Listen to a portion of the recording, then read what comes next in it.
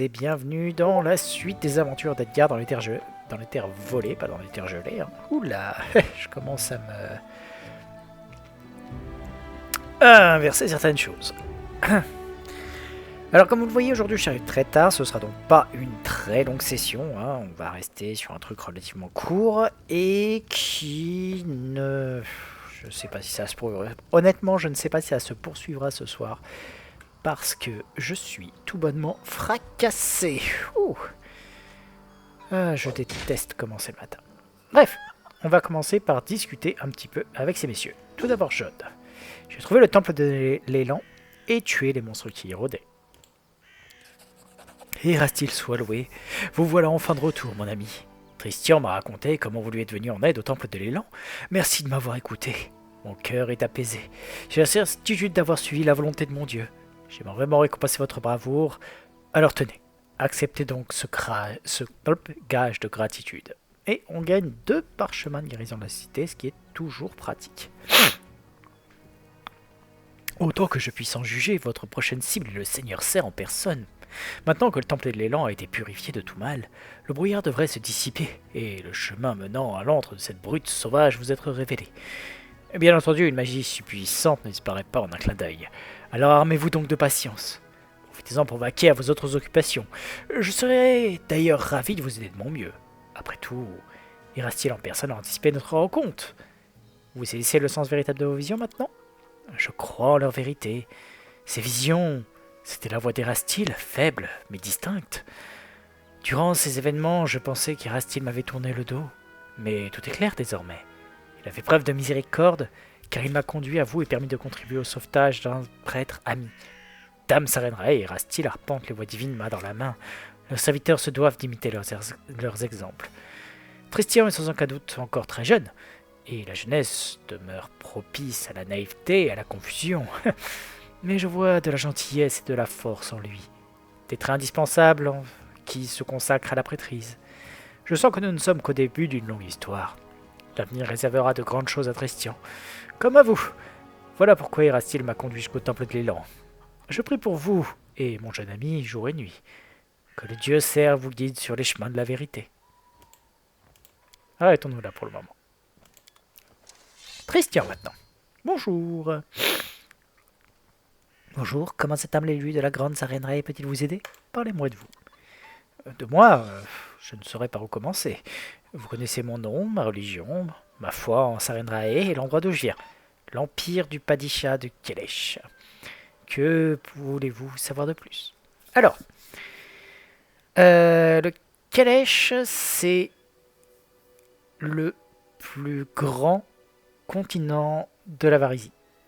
Pas de la Varisie, de Golarion. L'Avistan à côté, c'est Peanuts, et donc ouais, c'est quand même un bon truc. Et notamment, c'est l'endroit où se trouve le Padishah du Kelesh. Un grand endroit, et voilà. Chaque sapie respecte les décrets impériaux, mais l'emprise de l'Empire se réduit à mesure que l'on s'éloigne de son cœur. Voilà. Pardonnez-moi, mais votre façon de parler et votre apparence ne paraissent pas Keleshi du tout. Veuillez vous en excuser. En vérité, je tiens mon nom et mon apparence de mes parents, qui sont venus de très loin pour rejoindre le Kelesh. Je ne les ai jamais connus, car le destin nous a séparés alors que je n'étais qu'un tout jeune enfant. J'ai donc été élevé au Kelesh, confié au bon soin des cibles de Sarenrae. Je n'ai pour toute racine que celle que je me suis créée, au sein des temples de la grande déesse, ou parmi les hommes sages et généreux qui ont recueilli un enfance différent d'eux. J'ai appris la miséricorde et la patience dès le plus jeune âge, et ce sont ces vertus qui ont fait de moi l'homme que je suis aujourd'hui. Vous aimez voyager? Oh que oui, aucune bibliothèque et aucune salle des archives, aussi grande soit-elle, n'aurait pu m'apprendre autant de choses que le vaste monde. Si j'étais resté cloîtré dans un temple, je n'aurais jamais découvert que chaque être vivant est un véritable univers à explorer, avec ses propres contradictions et tumultes intérieurs. L'essence de chaque royaume se reflète dans ceux qui le peuplent. Ce n'est qu'en foulant leurs terres, en respirant le même air qu'eux, en admirant les mêmes paysages que l'on peut réellement les appréhender et comprendre leurs ambitions, leurs peurs, leurs rêves, les prières qu'ils font à leur Dieu. Vous ne vous sentez pas un peu mal à l'aise hors du temple? Il y a mille et une façons d'honorer son Dieu, Edgar Dakan. Les sanctuaires jouent un rôle important pour beaucoup de croyants, c'est vrai, mais ils sont encore plus nombreux à trouver d'autres moyens de servir Sarenrae. Pour la flamme guérisseuse, rien n'a plus de valeur qu'une bonne action. Je ne peux observer le mal se répandre sans rien faire. J'en suis incapable. C'est peut-être une des raisons qui m'ont poussé à abandonner les temples de Kelesh pour entreprendre mon pèlerinage. Donc oui, Sarenrae, dieu aussi qu'on vénère, hein, je tiens à préciser qu'il s'agit d'une ange. C'est une déesse de base qui va surtout sur la rédemption. Pour dire... voilà, le culte de cette déesse, c'est guérison, honnêteté, rédemption et le soleil.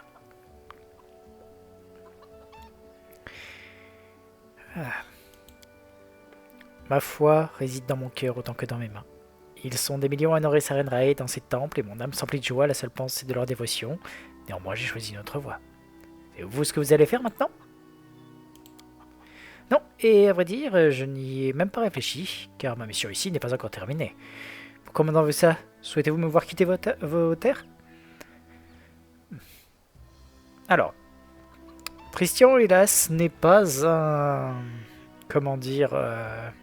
n'est pas un personnage qui est romançable, si quel que soit votre sexe. Et étant un homme, ça ne passera pas. Mais je vais quand même dire bien sûr que non. Vous êtes mon compagnon d'armes et je vous fais entièrement confiance. Merci, je suis heureux d'avoir pu vous aider. Sur autre chose, que pouvez-vous me dire au sujet de Sarenrae? Sarenrae est la déesse du feu solaire, de la patience et de la modération. Elle prône la compassion pour les affligés, la miséricorde pour les pécheurs. Qu'aimeriez-vous savoir à son sujet? J'aimerais en savoir plus sur l'histoire de votre religion. C'est un vaste sujet, j'ai peur de me perdre dans les tours inutiles, voire de vous faire mourir d'ennui. Dites-moi plutôt ce que vous aimeriez savoir plus précisément. Comment Sarenrae est-elle apparue? Sarenrae compte parmi les divinités les plus anciennes de Golarion. Au commencement, elle était un ange qui commandait une armée d'alliés célestes. Lors d'une bataille qui devait décider du destin d'un monde tout entier, elle montra toute sa magnificence et reçut en récompense de sa victoire le don ultime de la divinité.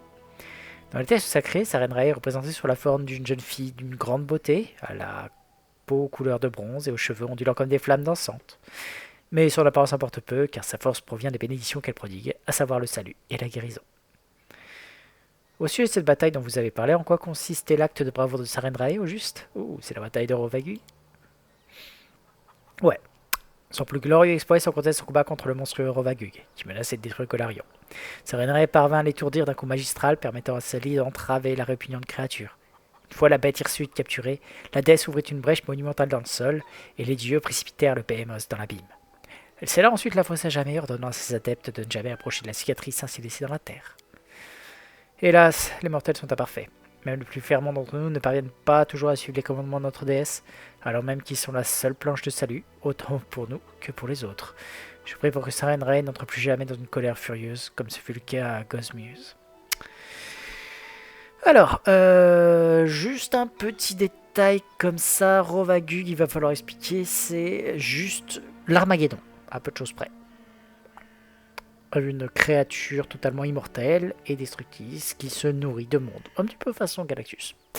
Mais le truc en fait qui est un peu particulier, c'est que tous les démons, tous les dieux, tous les démons ont fait en sorte d'emprisonner Rovagug. Même les plus mauvais. Ce qu'on dit rarement, c'est que si Sarenrae est celle qui a réussi à assommer Rovagug et à le pousser dans une crevasse, celui qui l'a enfermé, eh bien, il s'agit du dieu Asmodeus, le diable des contrats. Donc, autant dire que sur le coup, tout le monde s'y est mis. Hein. Bien, parlons un peu de Gormuz. C'est un truc qui est pas terrible. Une erreur aux yeux de notre foi, une leçon peut-être qui nous a montré ce qu'il advient quand on reste sourd à la parole divine au profit de celle des mortels. Sarenrae avait interdit à ses fidèles d'approcher la prison de Rovagug, mais certains prêtres, suivant une interprétation erronée de ses commandements, commencèrent à prêcher l'existence d'un endroit sacré, où les plus majestueux temples devaient être érigés en l'honneur de la déesse. Ces paroles trouvant écho dans le cœur des fidèles, ces derniers partirent alors en direction des terres jadis frappées par le cimetière de Sarenrae. Sur la cicatrice qui marquait l'abîme, ils fondèrent Gormuz, la ville sainte qui devait devenir le plus grand monument jamais consacré à la déesse. Sans surprise, des croyants affluèrent de tout Golarion pour s'y installer et prier. Sarenrae envoya augures et visions à ses fidèles, leur enjoignant de quitter cet endroit maudit, souillé par la volonté maléfique de l'ennemi vaincu. Mais par orgueil, ils méjugèrent ou ignorèrent les signes, car ils étaient déjà sans le savoir sous l'emprise du maléfique Rovagug. La déesse envoya même l'un de ses héros frapper aux portes de la cité, mais les fanatiques l'exécutèrent. Consciente que ses propres fidèles l'avaient abandonnée, la déesse courroucée frappa Gormuz de son bras vengeur, la faisant disparaître de la surface du monde d'un coup de cimeterre. Aujourd'hui, cet endroit est désormais appelé la fosse de Gormuz, et n'est plus qu'un abîme de douleur et de souffrance. Euh,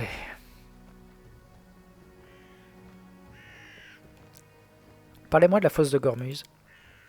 C'est une immense crevasse qui se trouve dans la partie est du Chias marron.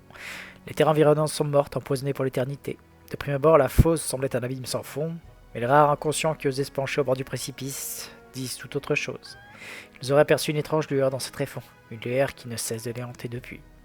D'aussi loin que remontent les mémoires, la fosse de Gormuz a engendré des créatures, des monstres hideux d'une force colossale, animés par un seul unique but, semer la mort et la destruction.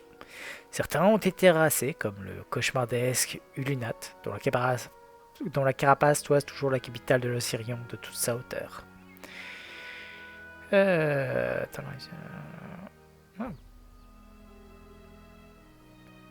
Quant aux autres, ils étaient trop puissants pour être vaincus par de simples mortels.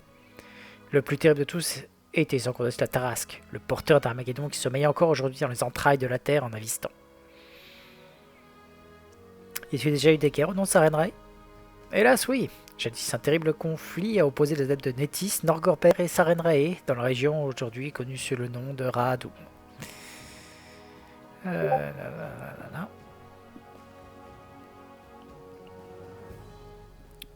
Bien qu'il me coûte de l'admettre, cette guerre a été causée par mes propres frères et sœurs, 2 fois, qui ont lancé une croisade en terre étrangère pour imposer la lumière de la déesse par le feu et l'épée.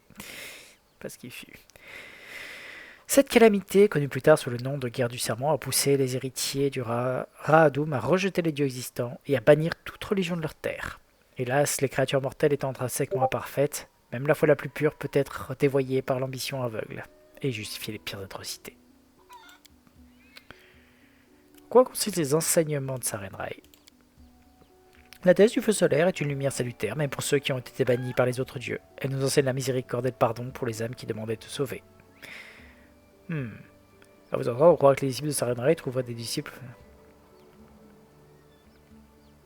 des excuses aux bandits qui viennent les poignarder. Compassion n'est pas synonyme de faiblesse. Sarenrae bandit la flamme guérissante dans une main et un cimetière dans l'autre. Dans le respect des enseignements de la déesse, ces prêtres apprennent le maniement de cette arme dès le plus jeune âge. Ils n'hésitent pas à s'en servir quand un conflit ne peut se résoudre pacifiquement. Sarenrae prêche la miséricorde, mais sa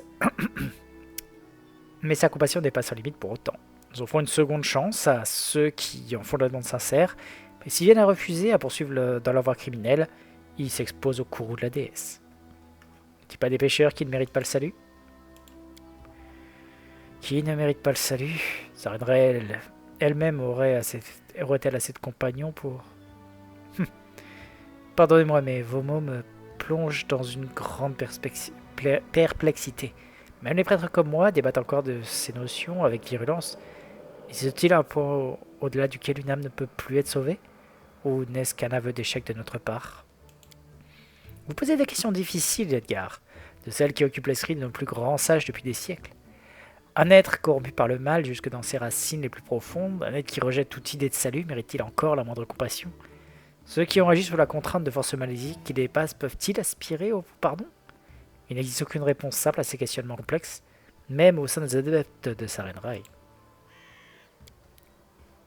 Quant à moi, je pense que toute âme possède la force intrinsèque de faire triompher le bien, quelle que soit sa faute. Le criminel qui fait œuvre de repentir sincère et rejette le mal mérite le pardon. J'en ai la plus intime conviction. Alors...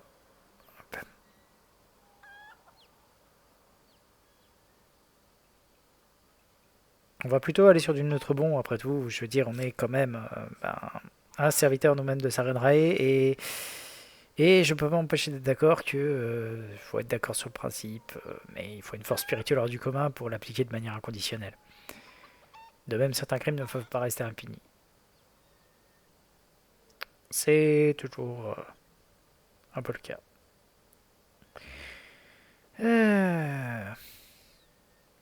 Lequel? Allez, on va pas de celui loyal. Certains crimes ne peuvent rester impunis. Qu'est-ce qui compte le plus? Un cœur qui bat ou la loi des États? Le salut d'une âme ou le respect des règlements? Je vous porte en haute estime, sachez-le, mais je suis en profond désaccord avec vous sur cette question. Quels sont vos devoirs en tant que disciple de Sarenrae? La déesse tend à révéler ce qu'il y a de bon en toute créature, même les dieux maléfiques, et n'abandonne jamais l'espoir de leur rédemption. Les prêtres de Sarenrae suivent ses enseignements, et tout comme la flamme guérisseuse irradie de lumière et aide ceux qui souffrent. Nous apaisons les maux du corps et de l'esprit qui frappent les habitants de Golarion. Les prêtres de Sarenrae offrent leur aide à tous sans distinction, quelle que soit leur religion. Tout appel au secours mérite d'être entendu. Tout malheur mérite la compassion, que ce soit pour un paysan qui veut bénir son champ, ou un meurtrier souhaitant se repentir avant son exécution prochaine. Parfois, la bénédiction de la déesse du feu solaire est la dernière chance de salut d'une âme fourvoyée. Nous n'avons aucun droit d'en priver ceux qui veulent se racheter. Comment vénère-t-on Sarenrae? Un grand nombre vénèrent la déesse du feu solaire dans ses temples, certains entreprennent le pèlerinage jusqu'à l'oasis de la lumière éternelle.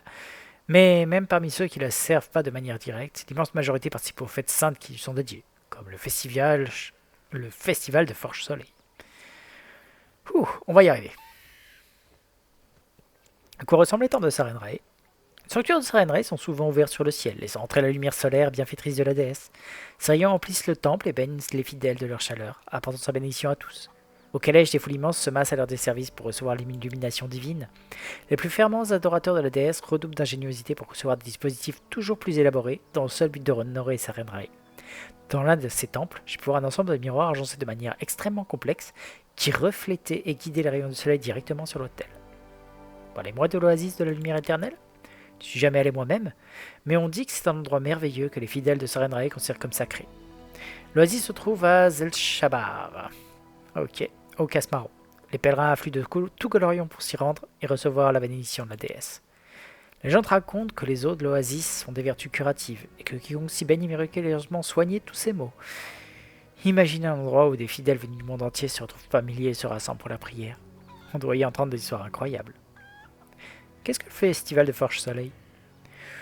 Il coïncide avec le solstice d'été, jour où Sarenrae est la plus proche de ses sujets et donc la plus à même d'entendre leurs prières. Ce jour saint, le calèche se part de 1000 couleurs et les fidèles honorent la déesse aux quatre coins de l'empire du Padisha, en dansant et en chantant, sans oublier les rituels des feux d'artifice et des cerfs-volants. J'espère de tout cœur que ces merveilleuses traditions seront aussi perpétuées sur vos terres un jour, Edgar.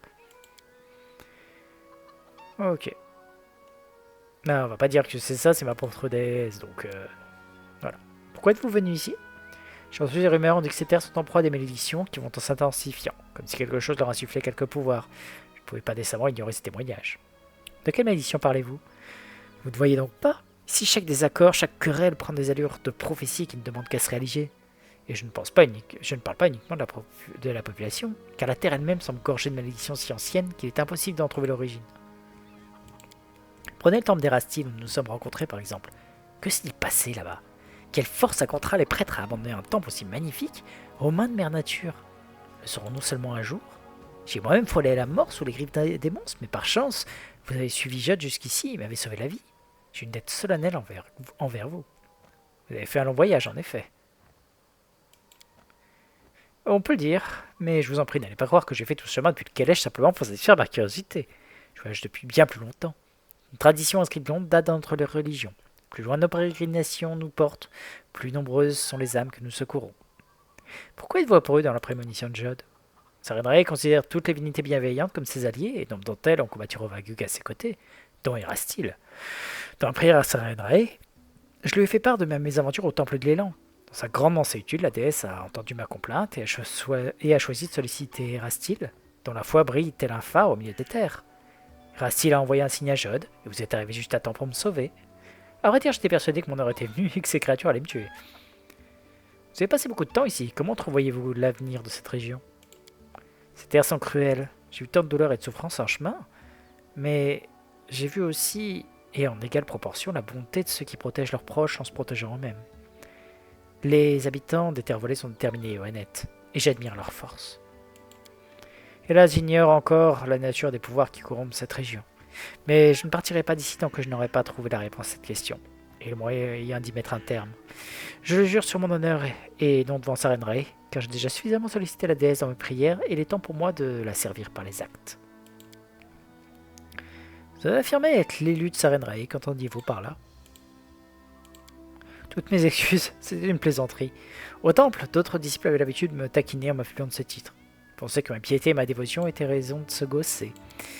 Pourtant, ma foi est forte, Sa reine Ray le sait, et elle me protège aux heures les plus sombres. Lorsque ma vie est en danger, ses pouvoirs divins me transportent en lieu sûr. J'aurais mieux d'y aller. Amiri, tu dois être plutôt contente, toi. Alors, vous avez fait vos preuves? Vous avez démontré que vous êtes une grande guerrière? Ça devrait être ça, l'épreuve est terminée. De toute façon, le prochain crétin qui doute de moi, je lui prouve ma valeur en coup de latte. Donc, je suis le chef de votre tribu. Qu'attendez-vous de moi? La tribu doit toujours avoir le ventre plein. Il nous faut des ennemis costauds, pas des leurs faciles à battre. Ces guerriers défient forcément leurs adversaires les plus formidables. Et puis, vous devez diriger la tribu. Prendre les grandes décisions, quoi. Allons-y. Alors. Ok, donc ça, on a encore un peu de temps. Prouver sa valeur, c'est fait. Enfin, pour le moment. Et il nous reste les radis lunaires pour le moment. Bien. On va juste... Est-ce que j'avais déjà fait du vide? À première vue, oui. Très bien. Donc on va aller faire un petit tour. Du côté des... comment ça s'appelle? Bon, des endroits qu'on n'a pas encore regardé, tout simplement. Allez, on va se reposer.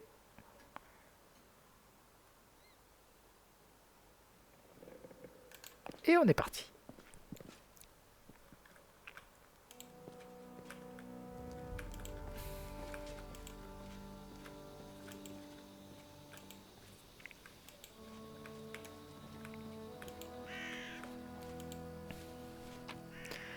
Alors, on va garder les baguettes, on va ranger ça et ça. Franchement, ça me servira pas pour l'instant. On est bon, on garde les pare-chauds. Le livre qui est là, on va le déposer aussi. La pièce, on va la déposer.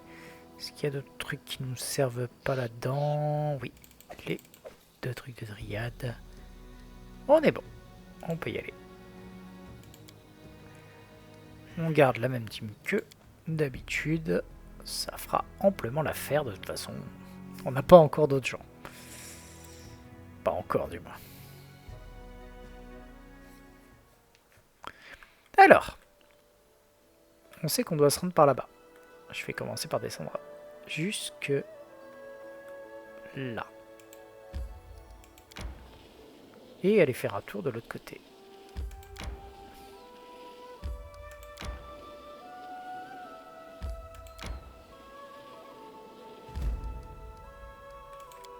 Hop, on va juste sauvegarder.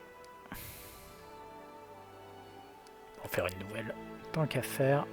Et allons-y.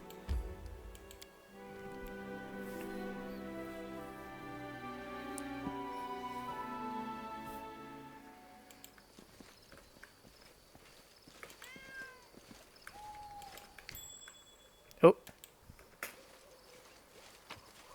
Cool.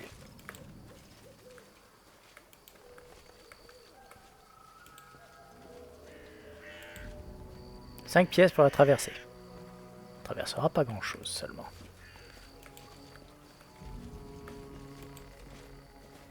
Ouais, t'as vrai, il y a bien une douzaine d'années, ok. Oh.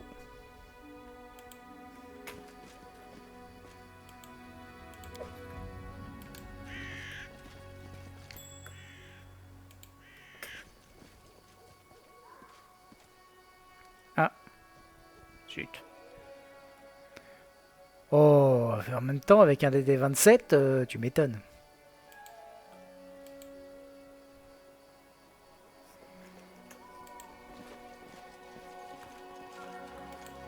On verra plus tard.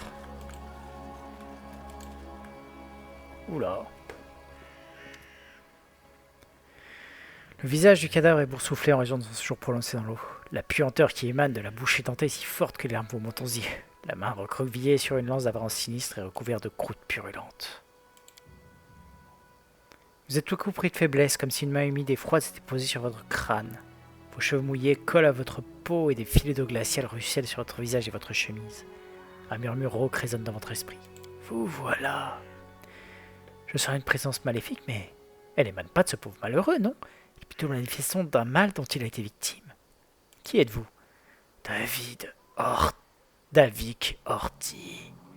Torrent d'images aveuglantes défilent devant vos yeux. Il y a fort longtemps, cet individu, alors bien vivant, a quitté le Bréveuil pour venir ici. Il a fabriqué un pont de corde et construit une maison où il vivait du droit de passage qui faisait payer aux voyageurs souhaitant traverser la rivière. Comment êtes-vous mort? La vision d'une agréable journée de printemps, baignée par la douceur d'un soleil radieux, s'impose à vous. 3 hommes s'approchent de la maison. L'un d'eux porte un 4 cornets de bois de cerf. C'est le seigneur cerf. Des visages furieux, une querelle, le scintillement d'une épée sortie de son fourreau. Soudain, le regard cupide du seigneur cerf se fige de stupeur. Le maître des lieux a lâché ses chiens. Une odeur de brûlé vous excire de votre torpeur au son d'aboiements frénétiques. Des flammes lèchent les murs. Le bruit du verre brisé, la morsure de l'air nocturne. Vous êtes dehors, à l'extérieur de la maison, et quelque chose ne va pas. Une flèche vous transperce l'épaule, aussitôt saluée par une dizaine de rires cruels. Vous courez, vous êtes déjà au milieu du pont. L'homme au casque de bois de cerf tranche l'une des cordes, et un hurlement strident déchire la nuit. Que me voulez-vous? Votre esprit s'emplit de la vision d'un homme coiffé d'un casque en bois de cerf. C'est un grognement étouffé, et le couvre-chef tombe dans un ruisseau. Vous avez du sang sur les mains, beaucoup trop de sang.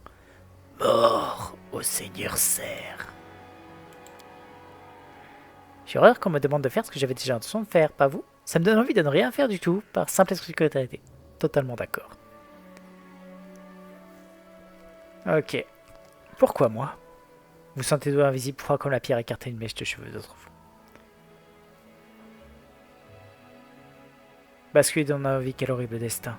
Sarenrae souhaiterait que je vous aide à trouver la paix. Le mort-vivant incline la tête, la vision d'un paisible cimetière rural apparaît brièvement devant vos yeux. Vous ne pouvez pas tuer le seigneur cerf vous-même? Très bien, je vous vengerai du seigneur cerf.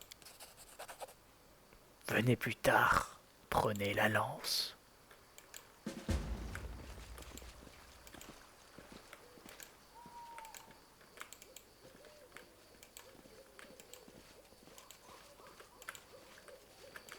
Alors, par définition, il faudra du coup quand même qu'on repasse par ici pour s'occuper des... comment ça s'appelle? Pour s'occuper de crocheter le truc qu'on n'a pas réussi à prendre. Hein. Mais bon.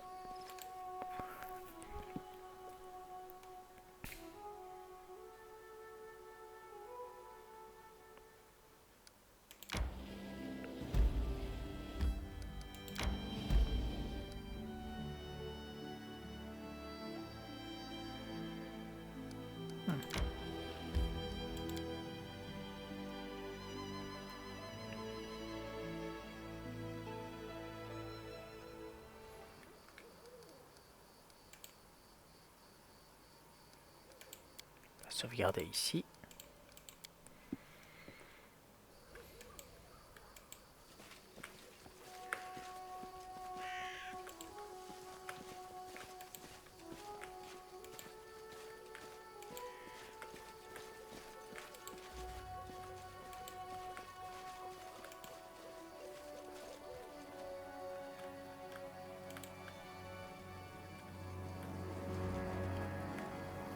Un élémentaire d'eau. Qu'est-ce que ça fout là, ce truc?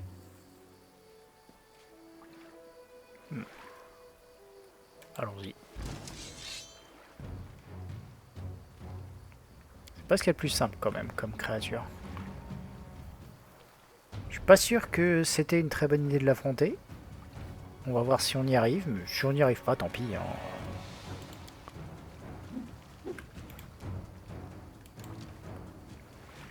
On va se mettre au contact.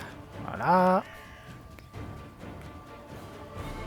Valérie, elle va s'avancer. Christian, un grand classique. Une Béné. Comment ça, bénédiction du fidèle en action courte? Non, c'est pas ce que je veux. C'est ça.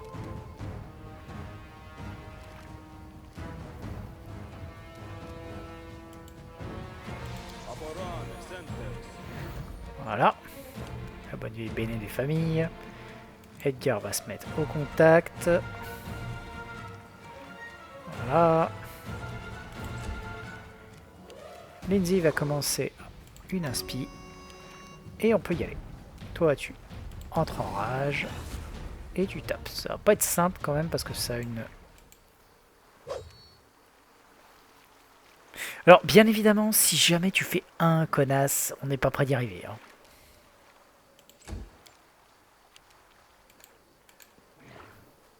Surtout alors que là, il est encore pris au dépourvu et donc...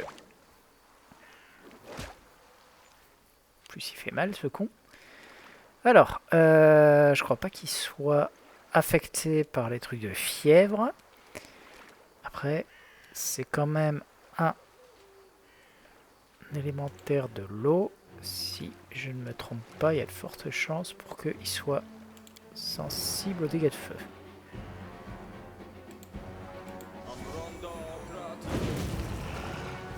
Ouais. Bon, j'en avais qu'une, hein, de toute façon, de ma brûlante, donc on va faire avec. Edgar, on va commencer par une imposition des mains sur soi-même avant d'aller le taper. Voilà. Lindsay ne sera pas affecté par grand chose normalement, donc on va plutôt y aller sur peut-être un peu de boost. À la rigueur, l'élimination peut peut-être fonctionner, je sais pas si c'est...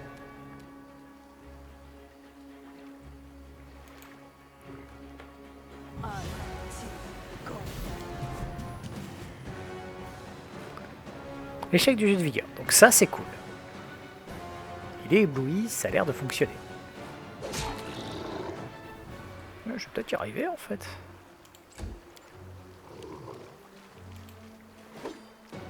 Oh, bien sûr, si jamais tu fais ça, oui, non, on va pas y arriver. Bon, il a quand même séché Edgar, ce qui n'est pas tellement étonnant. Alors, je vais balancer un rayon ardent. Si jamais ça touche, ça lui fera des gros dégâts. Si ça touche. T'as fait combien? 7. Comment ça se fait que j'ai que plus 1? Il a que dalle en dex? Vraiment, falloir que je revoie ses stats à lui aussi. Hein. Edgar par terre. Lindsay, ok. Donc ça a fonctionné. Le fou rire ne fonctionnera pas, ça c'est sûr. Les bêtements, j'en doute. Creepers, ça fera toujours des petits dégâts.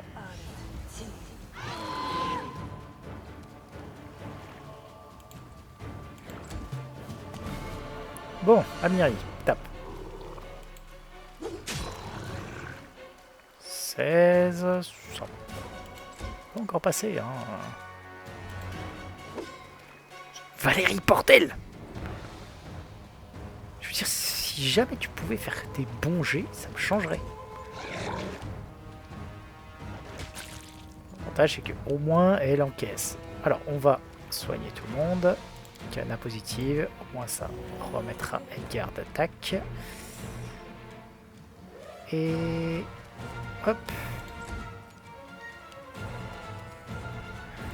Alors, tu te relèves. Yes.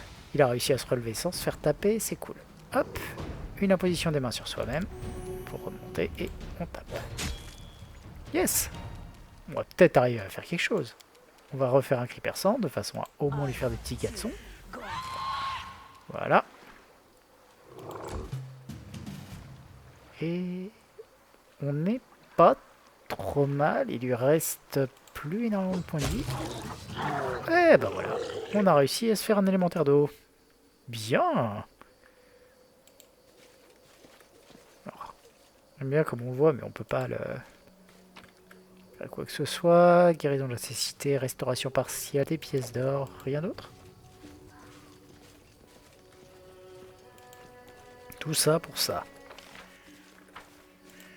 Bon.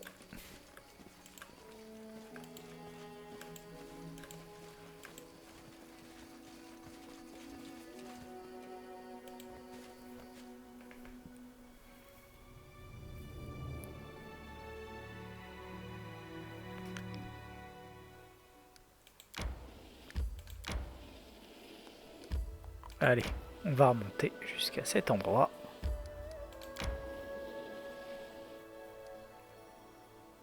Oui. Pour le moment, on est encore bien comme ça. Allons-y.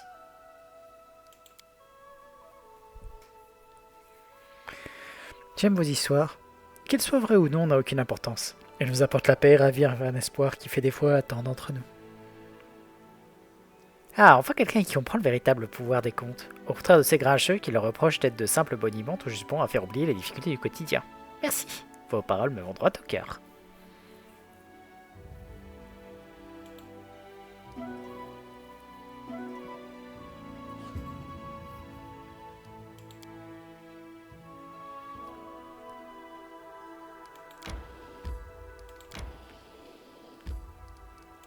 Hop, on va sauvegarder.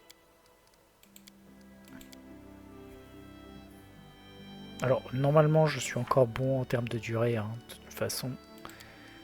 Voilà, 68 jours, on n'a pas encore tapé le premier mois.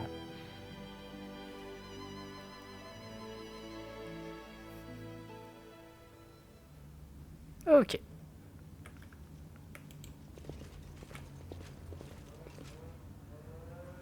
Des mercenaires. Ok. Il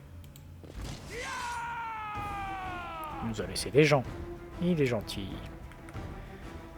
Ok, donc on est bien. Donc Lindsay, tu commences en faisant une inspi.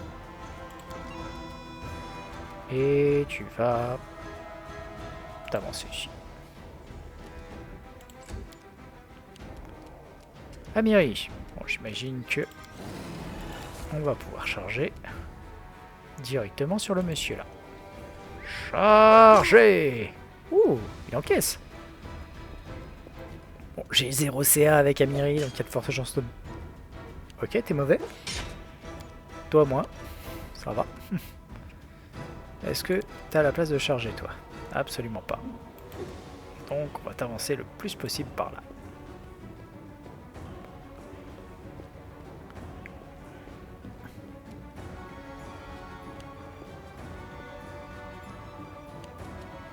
Ulgar.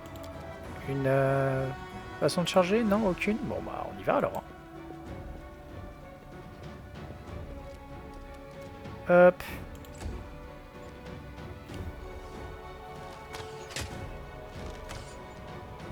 Ah, il commence à prendre. Hein. Alors, Christian, tu avances. Et on commence simple avec une BD. Lindsay, tu avances. Et un petit cri perçant pour bah, le monsieur là, ici. Tant qu'à faire.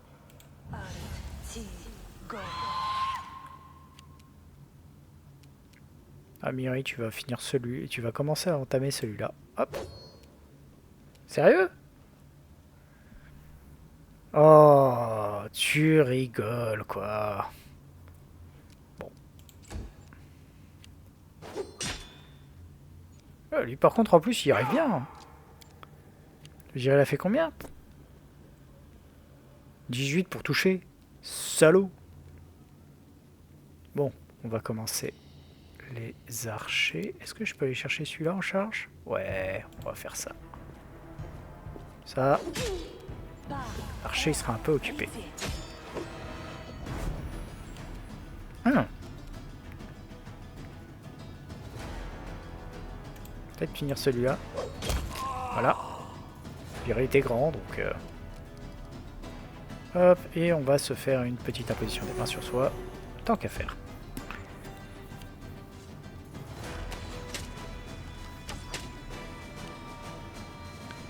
Christian.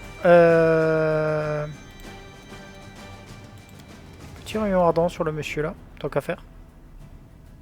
C'est un guerrier, donc normalement le jet de réflexe il est pas top. Hein. Réflexe. Oh non, non c'est la CA qu'il faut choisir, la CA de contact, donc c'est bon. Boum. 14. Dans ta gueule.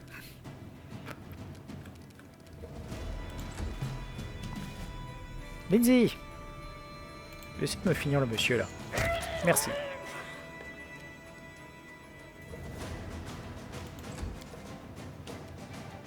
Amiri, tu veux bien essayer de... Purée, Amiri. 2.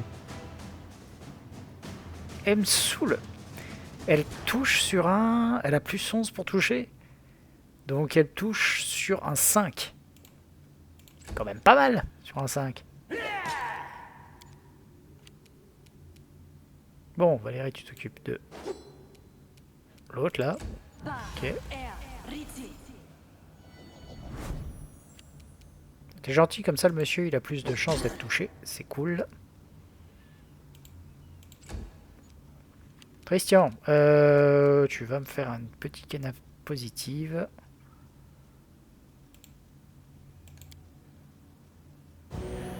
Voilà.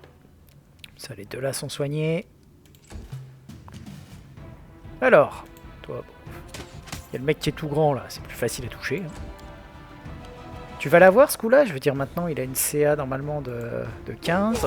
Voilà. C'est ça, hein, c'est... Il a pris -1 à sa CA. Bon, et en plus, c'est là que tu nous fais un jet de... Ah non, -2 à sa CA. Ah oui, taille G et... Voilà. Tu me finis, monsieur, là. Voilà. Oh, mais c'est qu'on a pris un niveau en plus.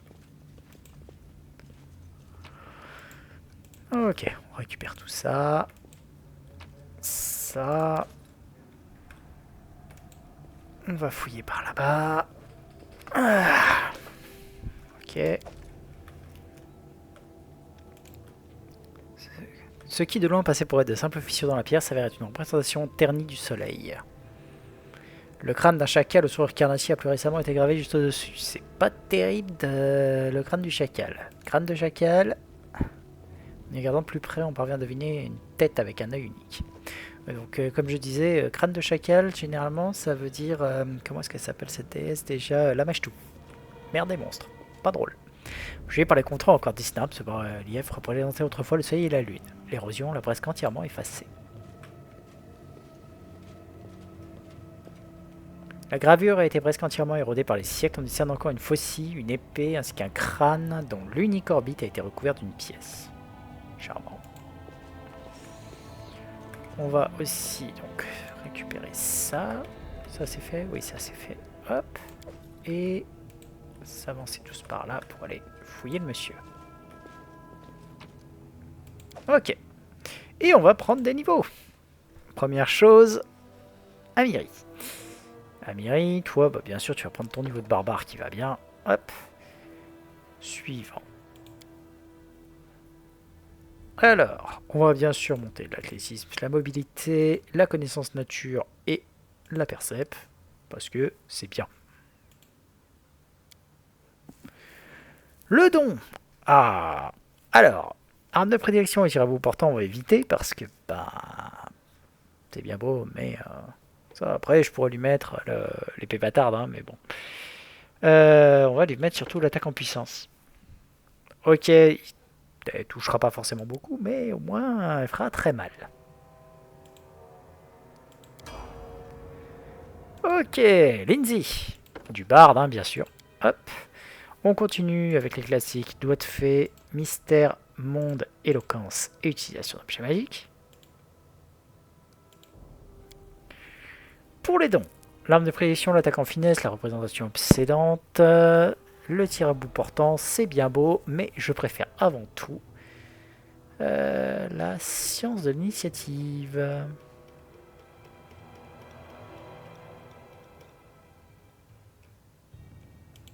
Voilà.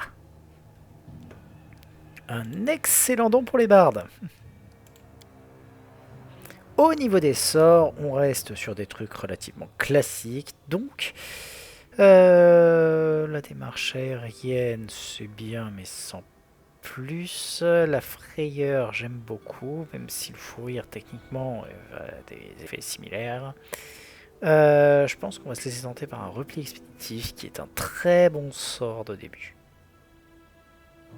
Hop. Repli expéditif. Techniquement, l'hypnose aussi était pas mal, mais le nombre de vies est assez limité.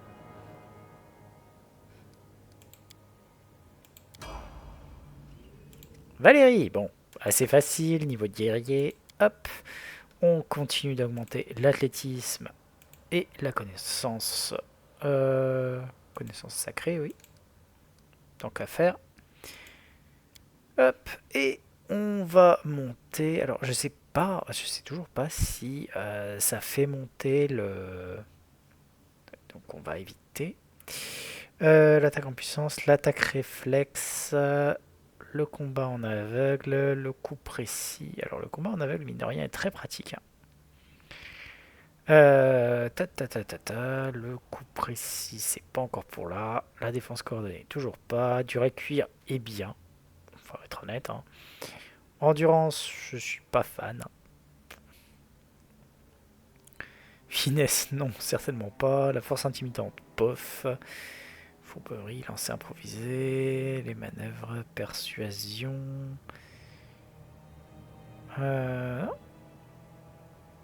Ah oui, c'est celui-là. La souplesse du serpent, la spécialisation d'armure, on l'a déjà prise, il me semble. Ouais. Spécialisation d'armure lourde, qui est très bien. Ouais. On va, je pense, laisser tenter quand même par l'arme de Pred. Et pour l'instant, on va prendre du coup l'épée bâtarde. Je veux dire, on a une épée bâtarde, autant en profiter.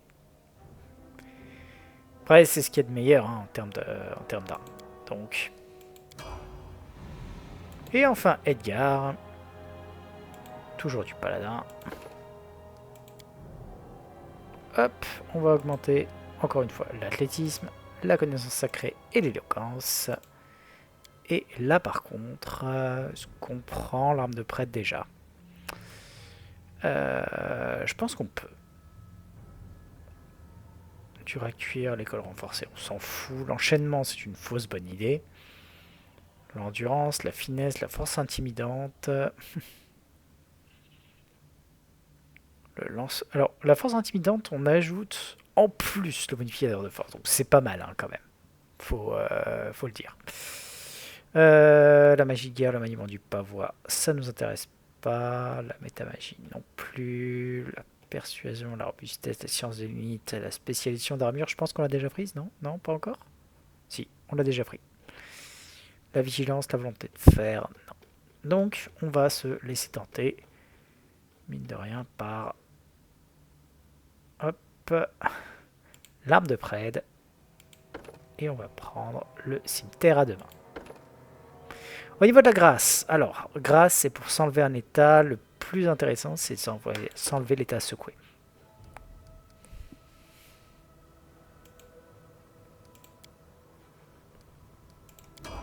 Voilà. On va sauvegarder.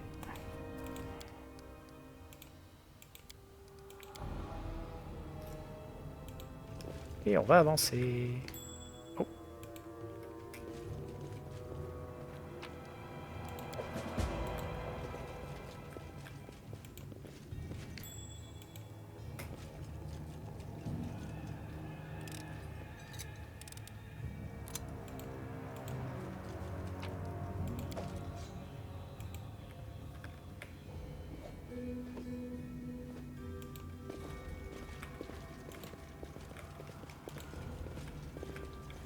Et on peut reprendre la suite. Après l'atmosphère moite et suffocante du tombeau, la première bouffée d'air frais s'est avérée salvatrice. Devant nous, la lande s'étendait à perte de vue, arborant une myriade de collines, de ravines et de petits bosquets. En revanche, la piste de Tarsusio et de ses compagnons étaient déjà refroidis. Alors, pourtant, il était hors de question d'avancer si facilement. Piste froide ou non, nous devions la suivre. C'est bon. En même temps, sur un 2, ça passait. L'étendue d'herbe verte était immaculée. Si les pousses avaient été foulées par qui que ce soit, elles avaient clairement eu le temps de se redresser. Toutefois, la terre sèche de la lande avait préservé les empreintes de petites chaussures. Les yeux rivés au sol, nous avons suivi la piste. Nous avons cheminé des heures durant, pour finalement parvenir devant une gigantesque ravine. Le lit asséché d'une rivière depuis longtemps disparue. Mais qu'y avait-il donc là? Sur la crête, l'herbe avait été piétinée, et la terre était retournée, couverte d'innombrables empreintes griffues. Tombées sur les vestiges d'un champ de bataille, et l'affrontement semblait encore très récent. La piste se séparait à cet endroit. Traces de pas s'éloignaient du champ de bataille, prolongeant dans la ravine, alors que les empreintes des braves qui avaient fait face à l'ennemi suivaient le chemin longeant la crête. On peut tenter, hein, sur un 5 ça passe. On peut déjà tenter la détection de la magie. Nous avons trouvé des traces d'un sortilège provenant manifestement de l'école d'illusion, près de l'endroit où la piste descend dans la ravine.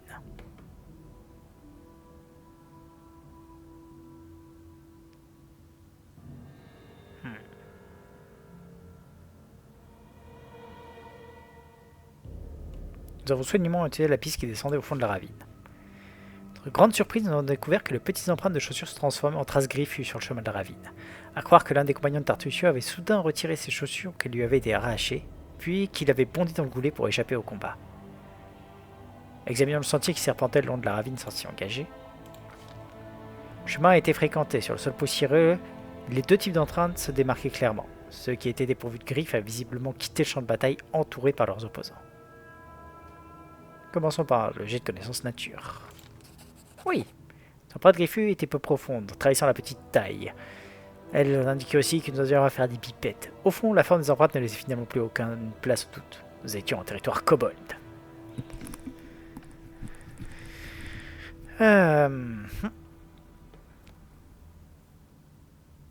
Alors, est-ce qu'on suit les traces de pas solitaires de Tartusio ou est-ce que on suit la piste principale? On va essayer de suivre Tartusio. La pente était abrupte et atteindre le fond nous a pris un certain temps. Le sol instable s'est révélé très sous nos pieds. En revanche, les traces de griffes étaient aisément repérables. La ravine n'en finissait plus de s'enfoncer lorsque les empreintes ont soudainement changé de direction, remontant la pente abrupte et disparaissant au sommet. Nous n'avons pu nous empêcher d'admirer l'agilité animale et l'efficacité des griffes de la créature que nous traquions. Nous étions maintenant au fond d'un fossé profond comme deux humains de grande taille. Gravir cette paroi surplombée d'une corniche revenait à escalader un mur vertical. Toutefois, une longue racine d'apparence robuste jaillissait du sol vers le sommet. Écoutant que son courage, entre nous a décidé de tenter sa chance et d'escalader la paroi en se servant de la racine. On compte sur toi, Amiri.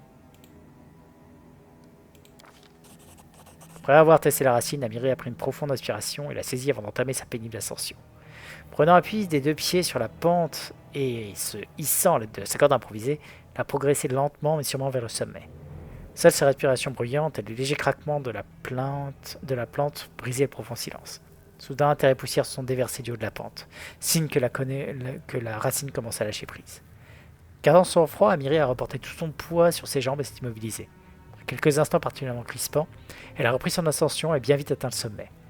Le temps de reprendre son souffle, et elle s'allongeait au sol, tendant la main afin d'aider le suivant à la rejoindre. Nous nous sommes ainsi esquivés à un de cette ravine avant de retrouver facilement la trace des empreintes griffues et de reprendre notre poursuite. La tension était devenue palpable. Nous sentions que nous touchions au but, ce dont nous devions d'ailleurs avoir confirmation peu après.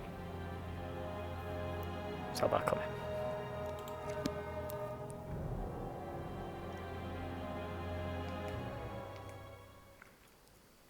Hop.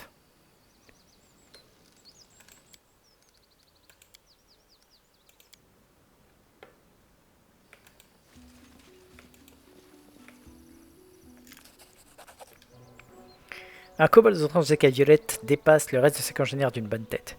Écoutez-moi, un dragon gigantesque et étincelant est descendu du ciel pour me dire un secret.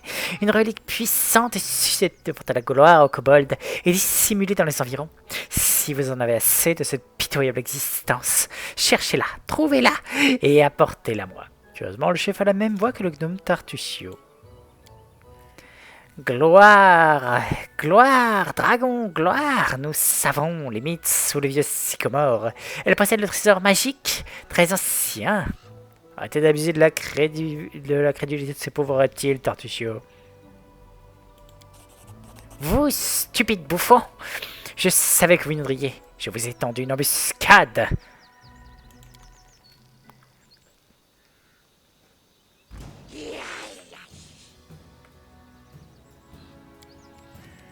Alors.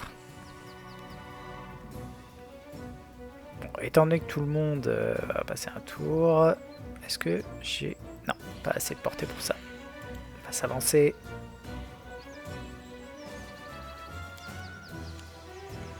Amiri, pareil. Christian, est-ce qu'il y a un sort qu'on peut lancer pour commencer pour être bien? La Béné, on est encore à quelques tours, c'est pas trop mal. rayon de fièvre, c'est trop loin. Donc on va aussi peut-être s'approcher et se mettre au même stade que Lindsay. Ou alors, je balance, hop, petite assistance divine sur Valérie vu qu'elle est à côté. Tant qu'à faire. Valérie, tu t'avances. Et Edgar va s'avancer aussi. Bon, après... hop là. Voilà. Lindsay, maintenant tu peux commencer à faire ton inspi vaillante. Et venir te mettre derrière les bourrins.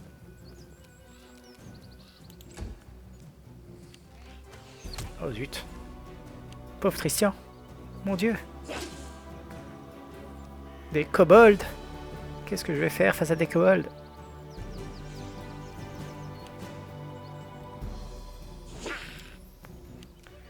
Ok. Amiri va aller chercher celui-là. Voilà. Un tour. Christian. Touc. Bonne shaker sur celui-là. C'est un peu violent, mais... hop là, avant de reculer.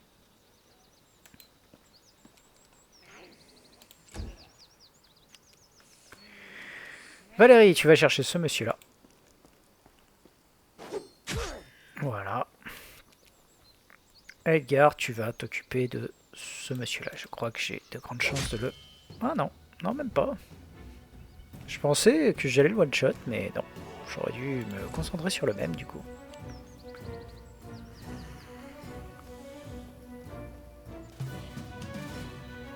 Ok, Lindsay. Pop, pop, pop, pop, on a toujours le cri perçant qui peut faire des petits dégâts, ce qui me permettrait peut-être de finir celui-là en fait. Même pas, purée. Il a réussi son jet. Je voulais libérer Edgar, mais c'est raté.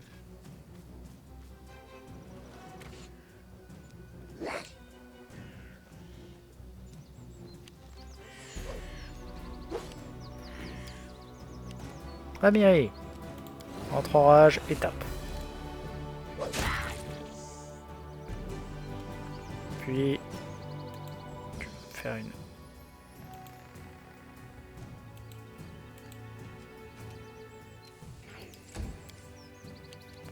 Christian, 5 pas par là. Et... tant qu'à faire un petit rayon de fièvre sur le monsieur... ou celui-là, tant qu'à faire. Raté.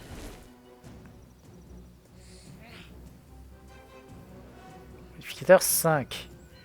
Ouais, donc il a un bon jet quand même de...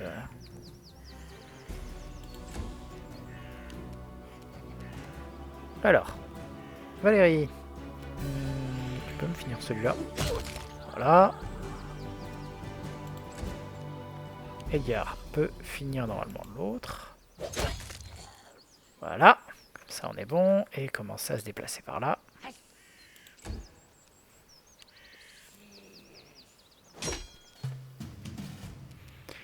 Lindsay, est-ce que je continue au cri perçant? Ouais, je vais continuer au cri perçant tant qu'à faire.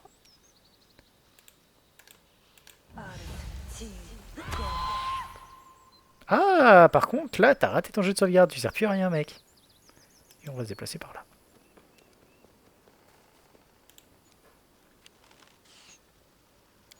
Voilà. Amiri, bon, tu commences à courir par là, hein. T'es la plus rapide du lot, donc autant en profiter.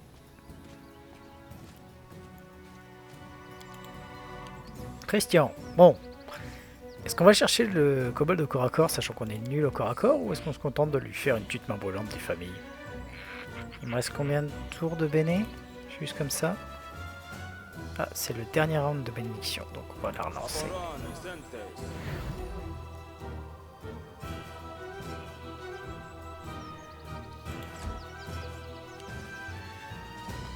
Allez, on va profiter que le monsieur là il soit dans les choux.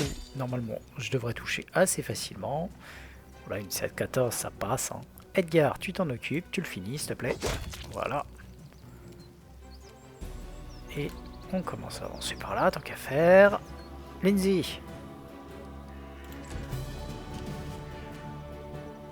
Tu vas tirer sur le monsieur. Oh!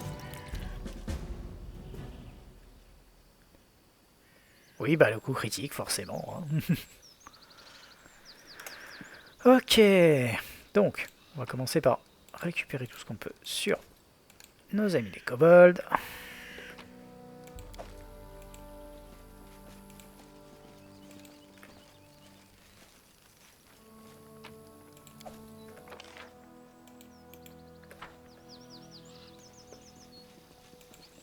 Le sol est marqué d'une empreinte. On dirait qu'un second coffre de même taille s'est tenu au côté du premier qui est aujourd'hui vide.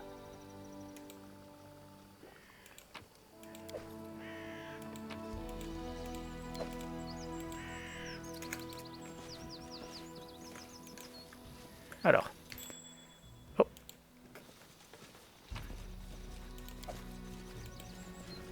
On va continuer, faire juste le tour de tout. Là, typiquement, on peut voir qu'il y a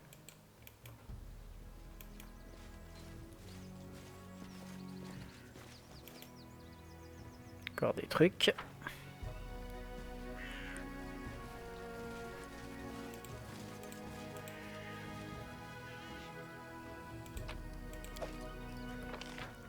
Hop. On va juste commencer par les tout au fond avant d'aller chercher ce que le kobold là avait. Ah, qu'est-ce qu'on a de bien?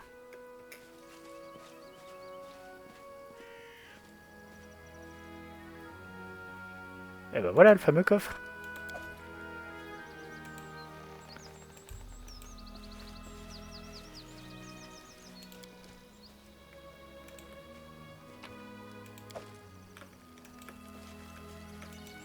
Et on a fait le tour, je crois. Ah non, presque. J'avais pas vu qu'il y avait un autre petit dernier truc ici. Ça doit être de la sève. Ah non, c'est un autre coffre.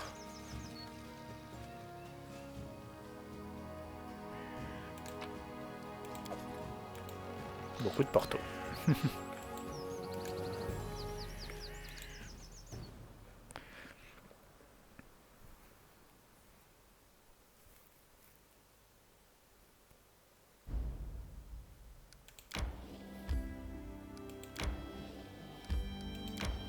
Et c'est ainsi qu'on a pu trouver Tartuk.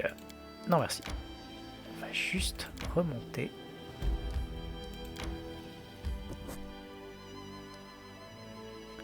Et aller vendre et se reposer un coup.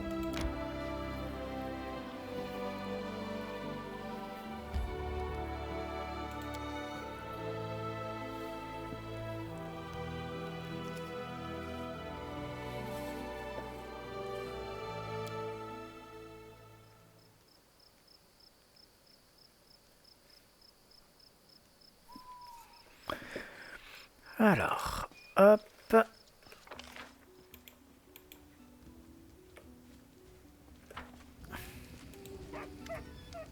Montrez-moi vos marchandises.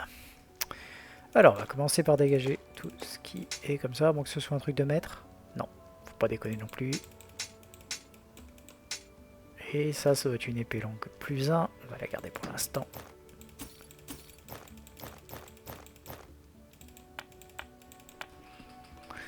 Voilà notre grenat. Ok. On va dégager aussi tous les trucs qui ne servent pas. Je veux dire, à partir du moment où c'est du basique, on peut le sortir, ça ne nous servira pas. Pour l'instant, on va garder l'épée longue plus 1 parce que mine de rien, ça peut toujours servir. Et ça, on va la prendre. On est bien.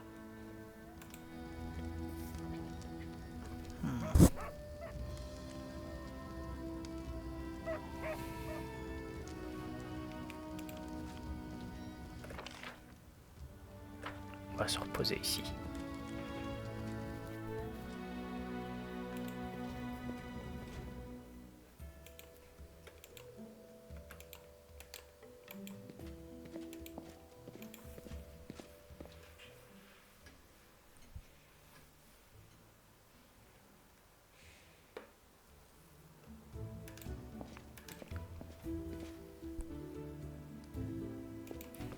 Ok.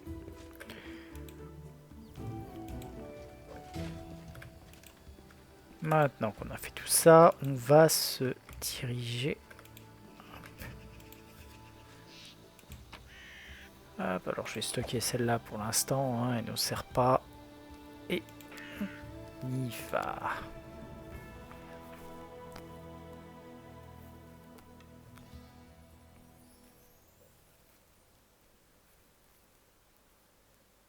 Alors, plusieurs objectifs. Tout d'abord, j'aimerais bien retourner par là. Mais pour ça, hop, passer comme ça.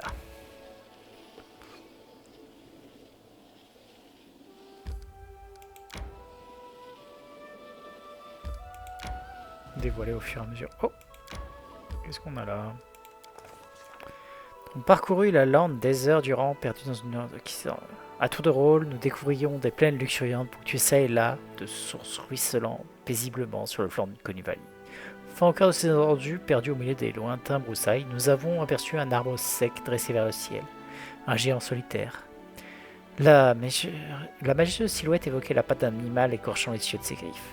Plus remarquable encore, ce paysage était jonché de mystérieux monticules sombres, s'élevait à hauteur d'homme, disséminés en grande ombre. Pour améliorer ces réflexions, nous sommes décidés à explorer ces plaines. Au fur et à mesure que de notre progression, le terrain est devenu de plus en plus humide. Peu à peu, le sol herbeux de la lande laissait place à la mousse, aux petits arbustes et aux fougères, puis aux flaques remplies d'eau putride des marécageuses. Nos pieds s'enlisaient maintenant dans la tourbe, et nous n'avons bientôt eu d'autre choix que de sauter d'une motte à l'autre. En atteignant enfin le premier groupe de monticules mystérieux, nous avons découvert qu'ils n'avaient rien de naturel.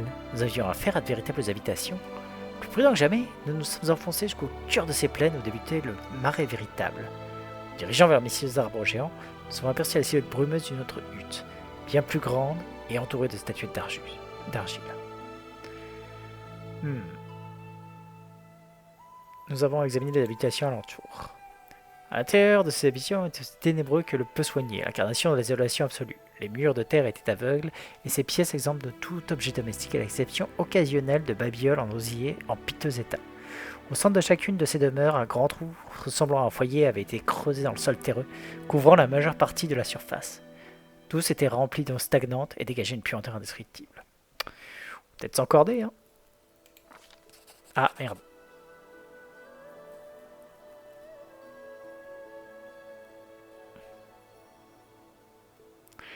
Nous cheminions lentement, choisissant avec précaution notre route pour éviter de nous enliser. Cette progression devenait de plus en plus difficile et nous avancions bientôt avec de l'eau jusqu'au torse.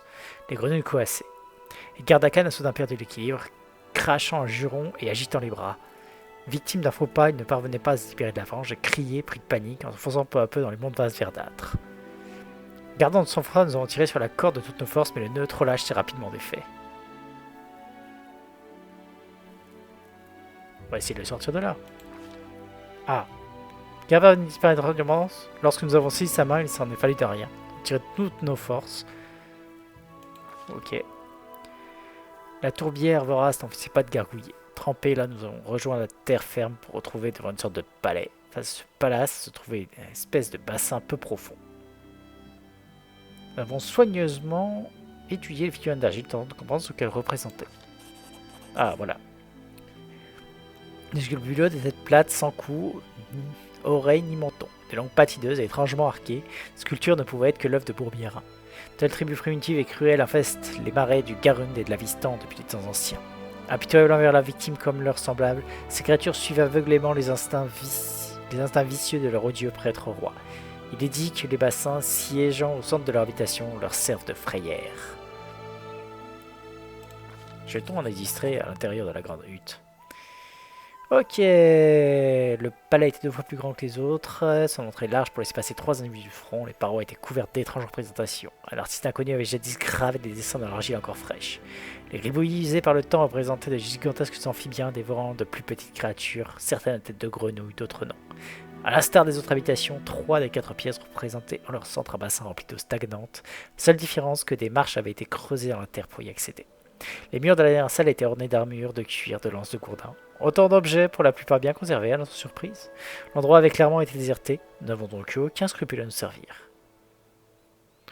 Nous nous sommes engagés sur le chemin. Après tout, nous touchions presque au but.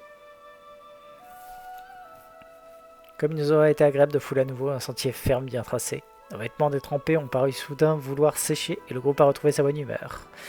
Lorsque le vent est subitement tombé, sans pour autant interrompre le battement des branches épineuses, le prodige a été salué. Ce produit a été salué d'un hurlement. Sur les arrière, Gardakan pointit du doigt un mur de verdure rampant qui venait de couper notre retraite. Et un bosquet voisin a commencé à prendre vie. Lui aussi, ses branches fendant l'air dans un sifflement aigu. Des gouttes de sève suintaient des épines luisant dans la lueur blafarde du crépuscule. Le sentier était en train de se disparaître, impossible de faire demi-tour, et la zone dégagée devant nous s'amenuisait d'un instant à l'autre. Dégagant nos épées, nous avons décidé de nous frayer un chemin à grands coups de taille. Là, mon point, nous sommes ébranlés, bien déterminés à obtenir un chemin. Très vite, cette flore hostile a dû admettre son infériorité. Le buisson eut beau jeter toutes ses branches dans la bataille, on fait qu'un chit de verdure. Lentement mais sûrement, nous avons poursuivi notre progression. Après un périple qui nous a semblé interminable, nous sommes arrivés au pied du gigantesque arbre sec qui nous intriguait. En nous approchant, nous avons découvert qu'une idole était gravée dans son tronc. Une massive grenouille cornue à 3 yeux. Les yeux globuleux lui donnaient un air à la fois réticule et cruel, presque stupide. La gueule à demi ouverte laissait apparaître des croix acérées ainsi que plusieurs langues pendantes et les coulures noirâtres scintaient des lèvres visqueuses. Ok, nous allons chercher à déterminer quel genre d'idole nous avions à faire. Le doute n'était plus... Alors, le doute n'était plus permis. Il s'agissait de Gogunta, maîtresse du grand marais des abysses démoniaques. Bien. Allons bon. Que voilà donc. Alors que nous examinons l'idole, une grosse le ciel a surgi d'un creux de l'arbre et s'est paisiblement posée sur le nez d'un de nos camarades. La créature était aussi étrange que fascinante. Ne réagissant pas à nos mouvements, elle semblait parfaitement satisfaite de son perchoir. Ok, on va la détruire. Nous ne pouvions décemment pas laisser une telle abomination derrière nous. Nous avons dégainé nos épées et taillé la gueule sinistre gravée dans le bois. Il en a surgi un sang noir et épais. Nous avons alors entendu un puissant coup de tonnerre, puis un brouillard épais s'élever sans crier gare. Nous nous sommes mis à crier, à faire un vacarme assourdissant. La foudre s'est abattue de niveau, le ciel s'assombrit davantage à chaque éclair qui rayait l'horizon. Très vite, la brume a entièrement glouté le soleil. Nous avons une fois encore senti l'air vibrer, mais était-ce toujours la foudre ou la voix écorchée de la monstrueuse grenouille? Quoi qu'il en soit, nous poursuivons nos efforts, lacérant sans rodage le ton ensanglanté. L'idole, il n'est enfin plus resté qu'un amas de copeaux noirâtres. Le brouillard s'est dissipé, tandis qu'un lourd silence s'abattait sur la scène. Nous avons réalisé à cet instant que toutes les grenouilles du marais s'étaient tues. Nous nous sommes retournés, presque soulagés, pour découvrir que le buisson vorace était flétri. Nous avons donc entamé notre voyage de retour, avec la satisfaction de devoir accompli. Bon, petite malédiction de -2 à la concite pour avoir détruit une idole, le J de la base, mais bon, c'était nécessaire. Hop.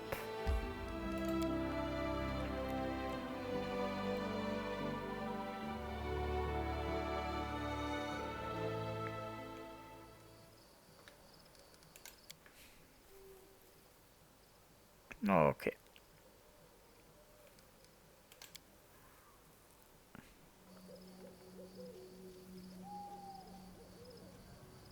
Objet perdu, épée longue, +1.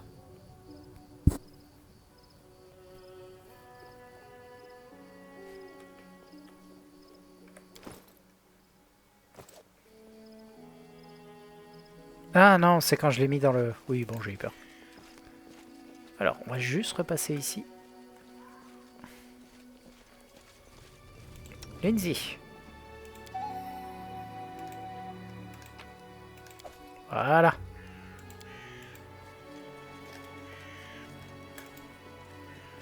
C'est mieux. Ah.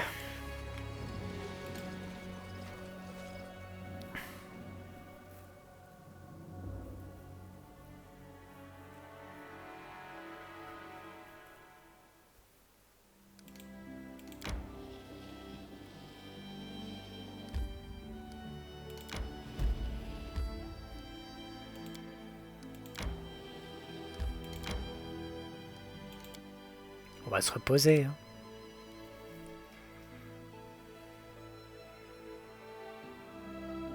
Les terres volées sont une région des plus étranges. La justice et la souffrance s'y partagent, mais l'honneur, la fierté, la bravoure, le pardon, l'expiation ne sont pas étrangères. Tout est si étroitement entremêlé.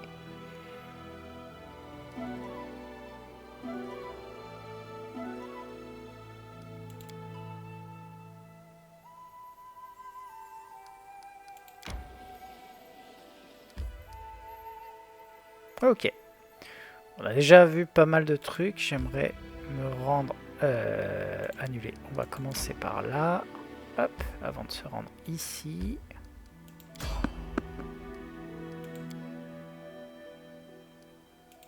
Hop, allez, on va quand même se battre.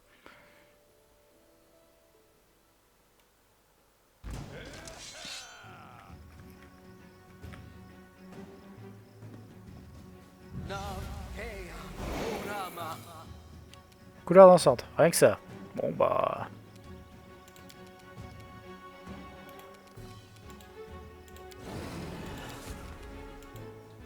Bonjour.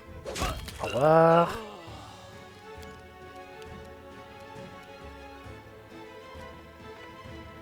Alors.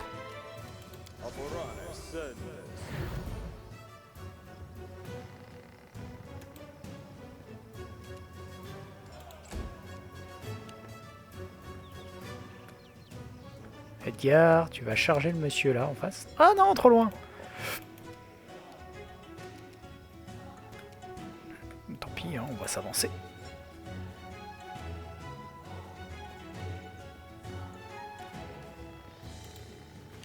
Allez, Valérie pareil.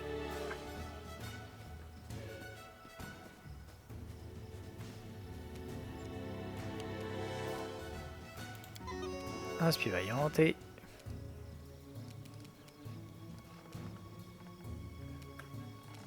Ah, tu veux pas lui tirer dessus? Ah non, c'est vrai, l'inspi vaillante c'est une action. Oui.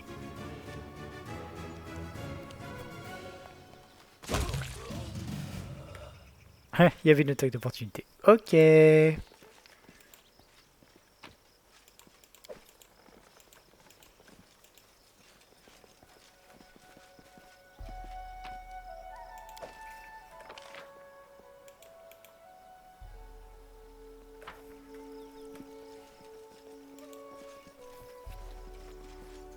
Allez.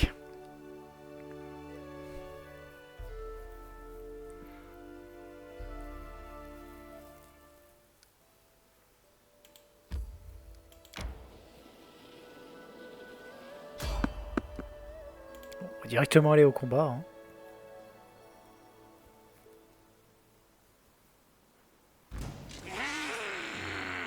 Des kobolds. Bon. Bénédiction. Hop, voilà.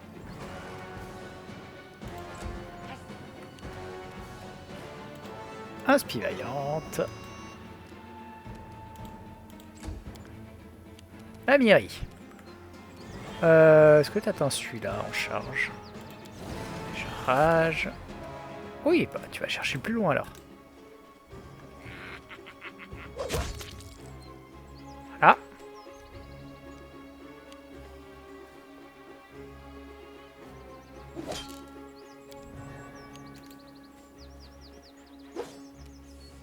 Oh.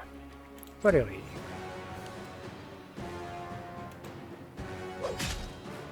Oh.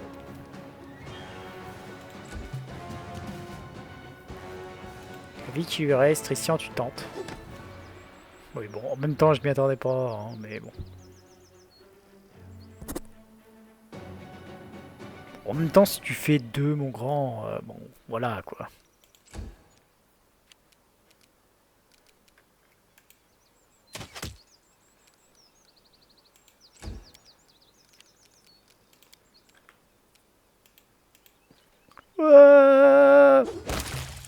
C'est un peu Amiri qui fait tout pour le moment, hein, mais...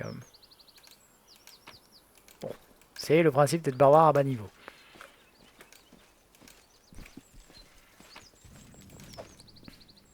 Hop. Allez. On revient. Et on se casse.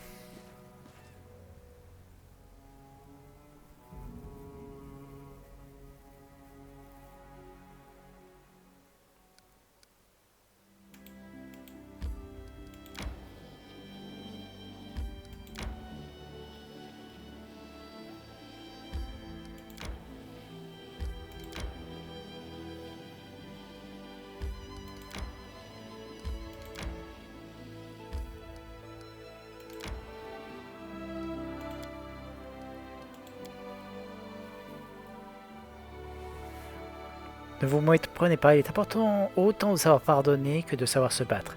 Celui qui ne témoigne nulle miséricorde au vaincu ne peut espérer tirer la moindre leçon de la victoire. Que savez-vous de la gloire? Elle est réservée à celui qui triomphe de ses ennemis. Faire preuve de miséricorde, surtout achever le vaincu rapidement et proprement. Oh, c'est complètement fou.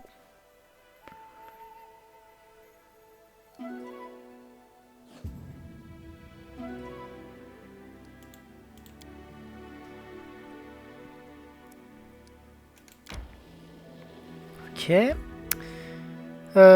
J'aimerais bien continuer un peu le long de la rivière.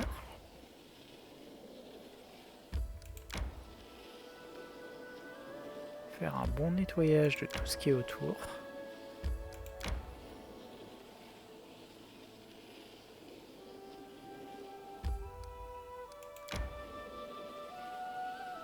Ok.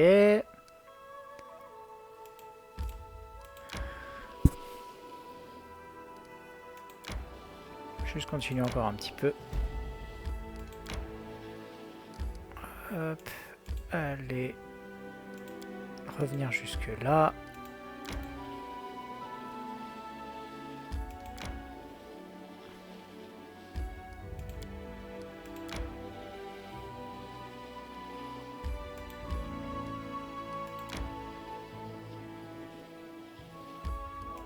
Non, et par là.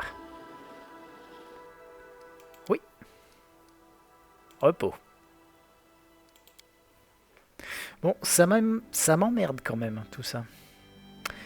Comment dirais-je? Il me manque quand même un truc important. Mais bon. Voilà, on va faire avec, hein.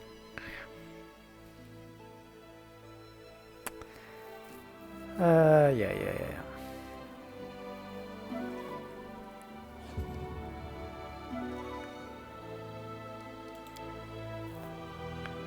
Après, je peux essayer de trouver un truc, je dirais, qui va être quelque part par là.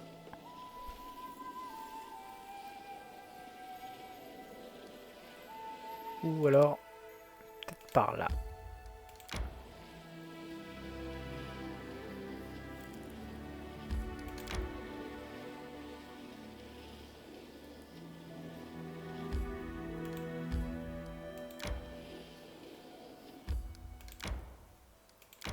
On va continuer encore un peu.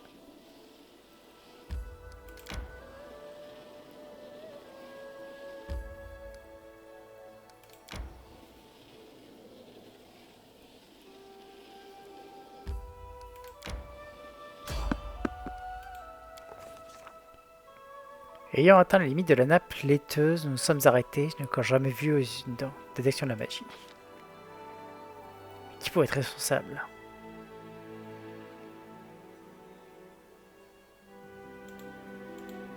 Fais demi-tour.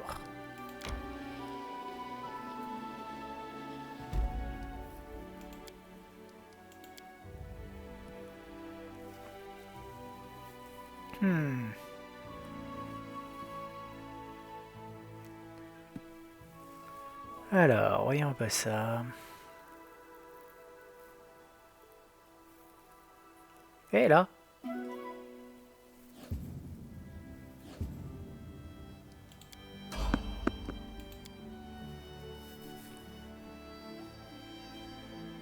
Attaquer pendant la nuit alors qu'on est épuisé, c'est pas top par contre.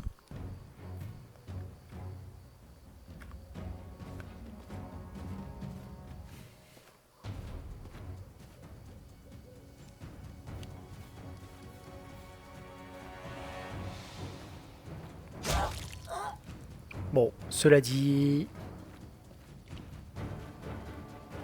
Ouais, j'ai pas des modificateurs terribles, mais ça reste des...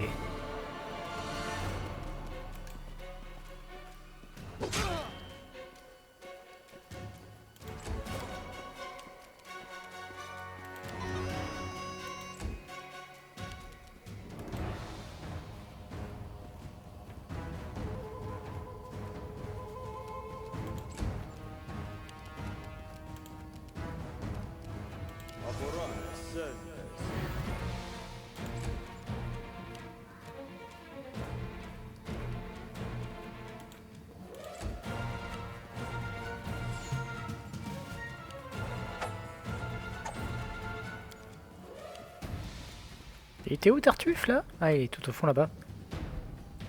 Bon, on va commencer par se dégager celui-là.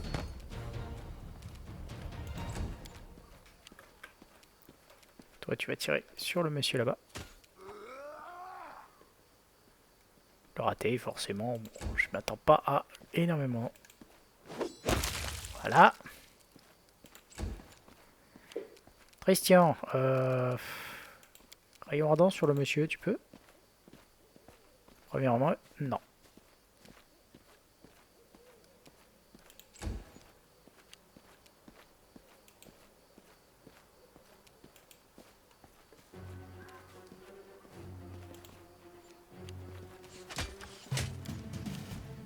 Bon.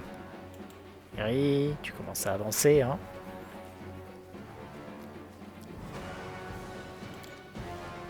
Ok. Inzi, tu tires.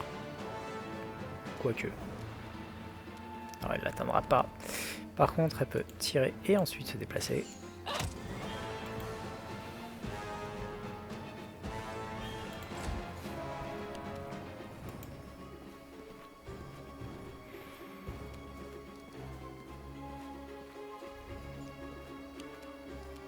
Christian.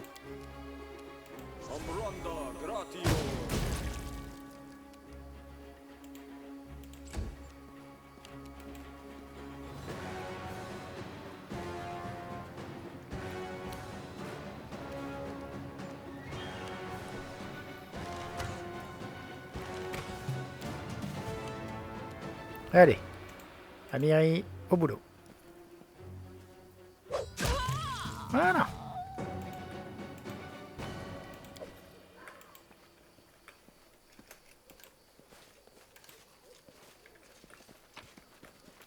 Tout prendre et on retourne dormir.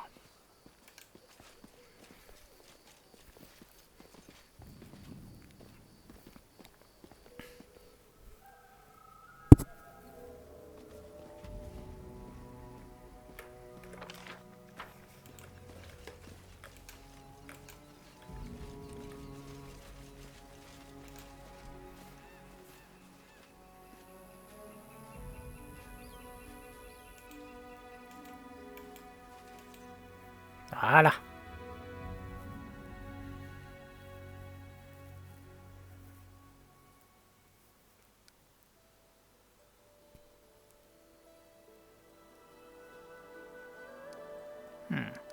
Est-ce que je peux y accéder par là? Voyons ça. Je fais ça. Ah bah voilà.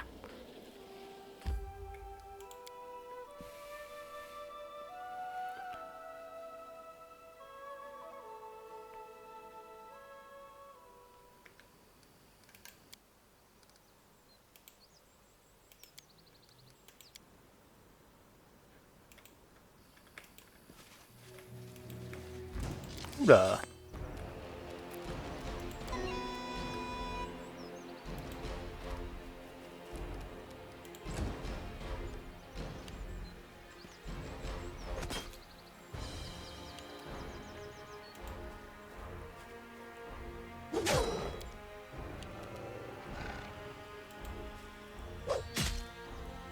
Putain, il a de la vie ce petit loup.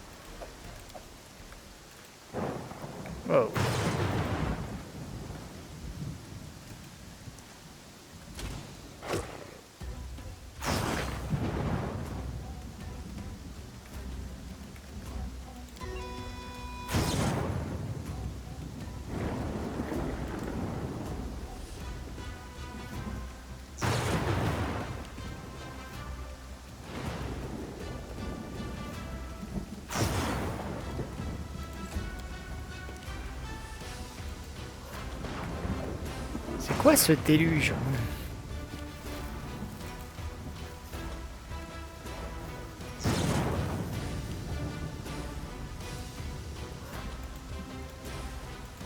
Je peux pas l'arrêter quand j'ai commencé, dommage.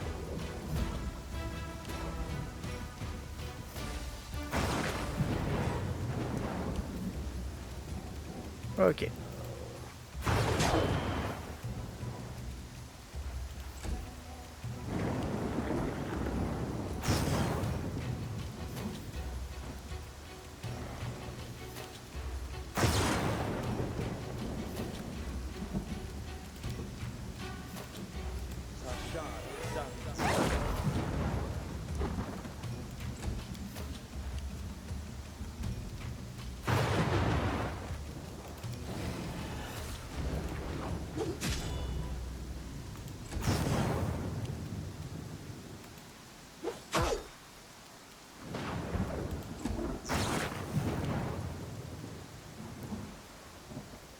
Ah si, je suis un inspi.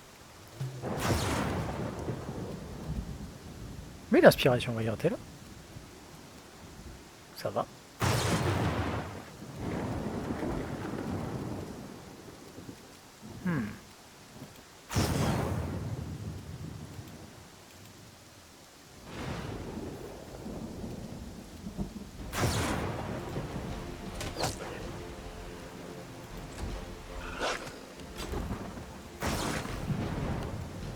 Edgar, t'essaies de me finir. Tant qu'à faire celui-là. Ah. Est-ce que je peux ne pas les laisser à 2 points de vie? Ça m'arrangerait. Je vais tenter quand même de l'attaquer. Hop, au corps à corps avec Christian.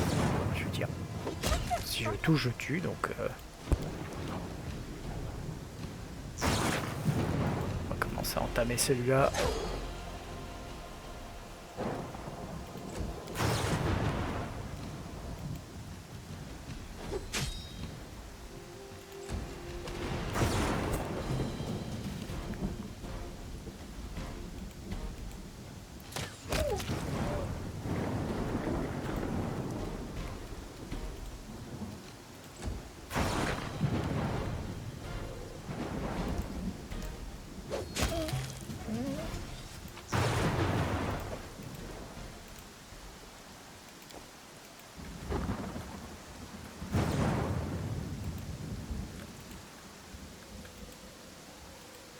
Allez.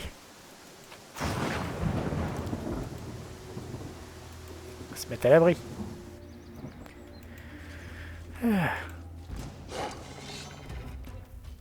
Encore des loups.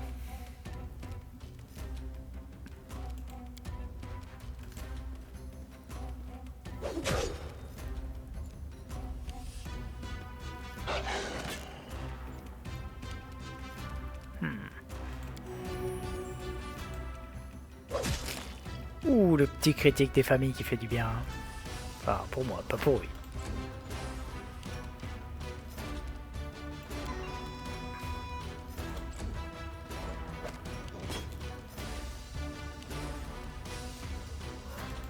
Allez, on va aller le chercher au corps à corps.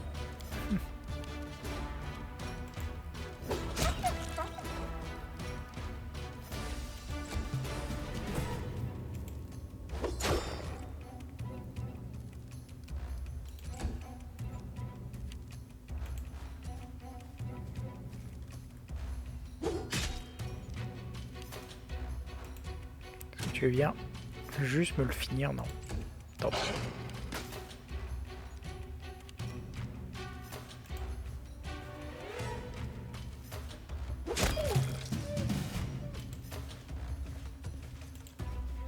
Regroupe.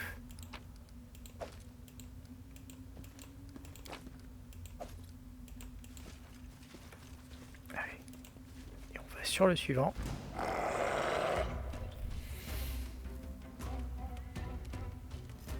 Allez. Lindsay, tu commences comme ça.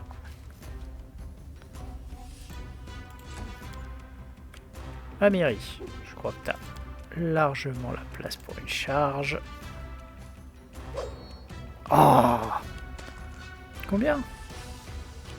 Oh oh, par terre. Valérie, est-ce que tu as la place pour une charge? Non. Tu vas venir au corps à corps. Pareil pour Edgar. Ah, j'aurais pu tenter la charge sur celui-là, je pense.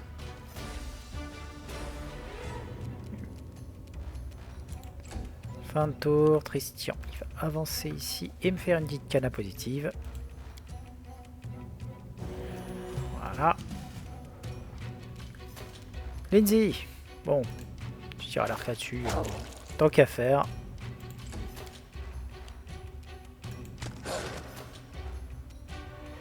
Hop. Voilà. On s'en sort. Valérie, tu vas attaquer celui qui est déjà bien entamé. Edgar... Non. Edgar va finir celui qui est déjà bien entamé. Voilà.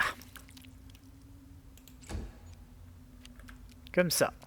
Toi, bah, tu vas me reclaquer une cana positive.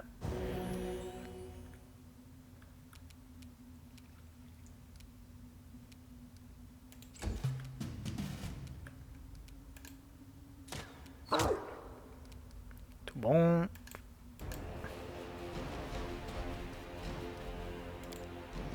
Allez.